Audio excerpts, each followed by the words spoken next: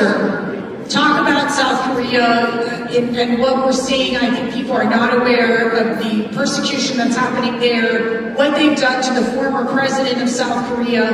That has caused, I think, huge instability in what I would say was that once strong democratic country. You're exactly right, and it's parallel to what has happened in Brazil.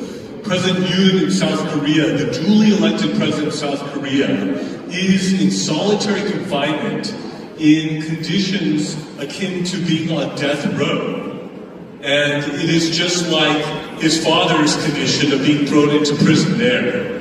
And so President Trump, I think, has done a wonderful job of bringing high tariffs, 50% to Brazil, sanctioning Brazilian Supreme Court justices and the like. And a similar thing is needed in South Korea right now, as this fight is going on all over the world. And this would be a particularly valuable prize for both the Chinese Communist Party as well as North Korea to be able to gain control of South Korea. And that could be the final collapse of the right flank of the first island chain that could lead into the CCP invading Taiwan, North Korea invading and taking over South Korea. This could be the beginning of World War III. The stakes are no smaller than that. Where are my question people? Introduce yourself, please. Mark Boyce, I have a question. Can you talk, for Ambassador Tan, can you talk about the persecution and imprisonment of Christian pastors and of Christian churches, and talk about the people who were arrested just because they came to meet you at the airport a few months ago? Thank you for your question. Think about this. South Korea has 6 out of the 10 biggest Christian churches in the world. It is second only to the United States in sending foreign missionaries all around the world. And yet, for the first time in South Korean history, you have churches that have been raided. The largest church in the world, the Yo-Yo Full Gospel Church, has been raided.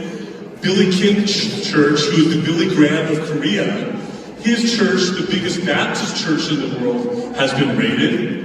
Pastor Sun, who led the Save Korea movement in Korea, he is in prison. And they are looking to potentially letting him rot in prison, like President Yoon, who they've said he must die in prison.